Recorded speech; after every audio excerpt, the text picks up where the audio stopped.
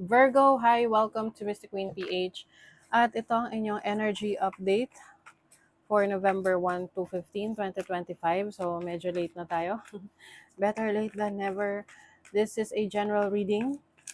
Just take what resonates. Okay? So, pwede kayong makarelate, pwedeng hindi. Okay, Virgo. If bago ka pa lang dito, no, hindi ka pa nakaka-follow or subscribe, follow, subscribe na. Let's see. What's the energy for you, Virgo? First half ng November. Anong update sa mga Virgo? I really need you tonight. Ay, wow.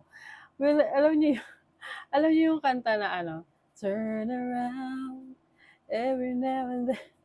Yun yung, nung nagsashuffle ako, yun yung tumutugtog. Tapos biglang kinanta ko yung I really need you tonight. Someone needs you tonight. Oh, merong person na nakakamiss sa'yo or ikaw namimiss mong isang tao na gusto mong makasama. This can be a romantic partner or iba, long distance relationship. The challenge is the moon. Naku. Yung iba sa inyo, you're becoming more emotional or parang merong yung iba sa inyo is um, malungkot. Oo. Kasi nga may namimiss kayo. Oh, your opportunity, the Four of Wands, may opportunity ka na makasama itong taong to. So, wag kang mag-alala. Let's see the blessing. Four of Cups.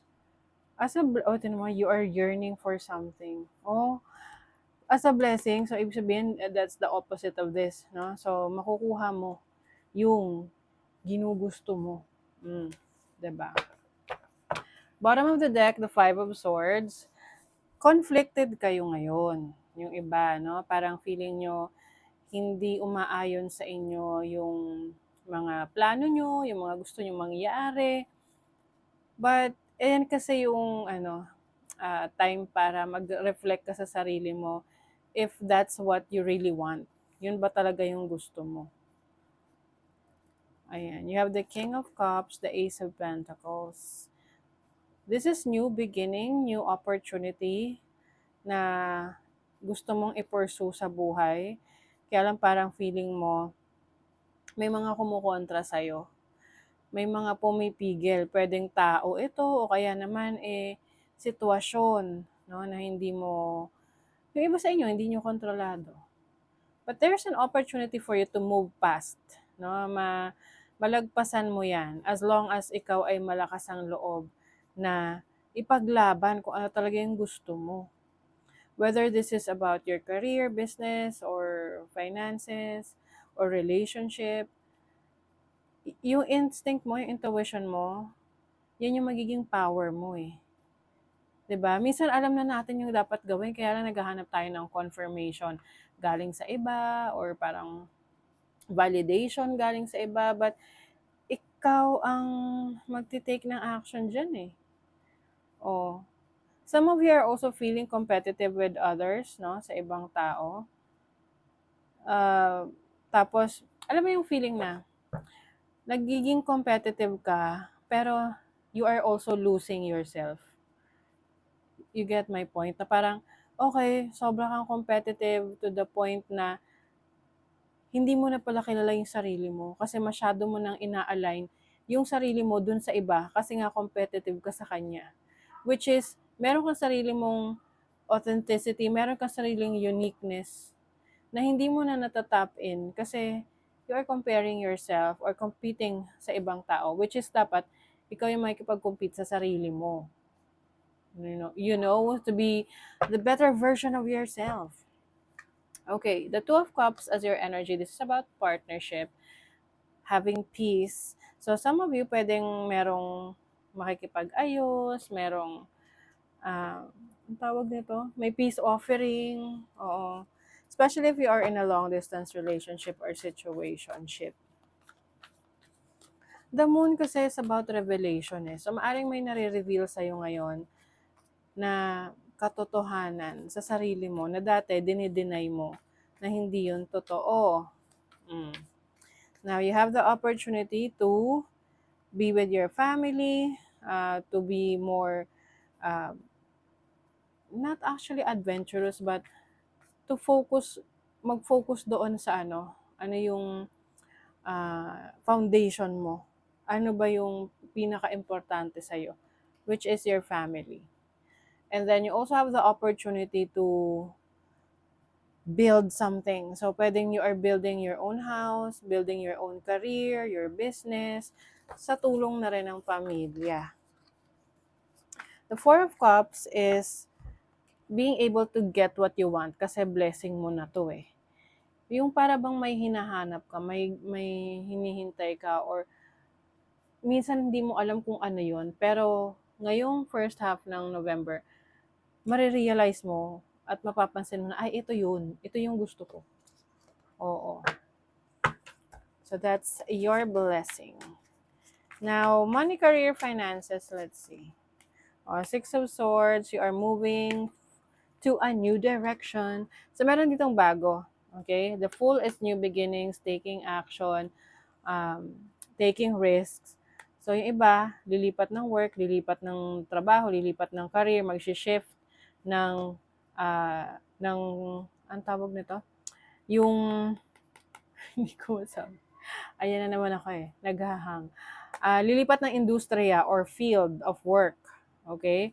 So, for example, ikaw ay teacher, tapos gusto mong mag-iba ng field of work, na tipong magko-call center ka, o kaya magwo-work ka sa hospital, ganun. So, meron kang ine-explore ngayon or i-explore sa career path mo na bago sa'yo. And I think naman, ito malaki yung potential nito na maging successful. Basta maging confident ka lang sa sarili mo. Maniwala ka sa sarili mong kakayanan. Yun naman ang importante dyan. Kasi, kung may paniniwala ka sa kakayanan mo, sa sarili mo, kahit wala maniwala sa'yo, ano yan eh, magpapatuloy yan eh. 'Di ba? Relationship, the Lovers. And then, the Ace of Pentacles. Okay. So, some of you, if you are single, pwedeng merong new relationship coming in. You are starting a connection na yung bang talagang seryoso. Oo. Yung may patutunguhan. Some of you naman, pwedeng nasa relationship na kayo.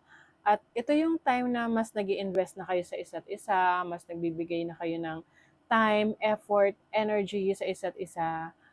And you want this relationship to work. Diba? Ang importante naman sa relationship, pareho kayo nag-e-effort eh.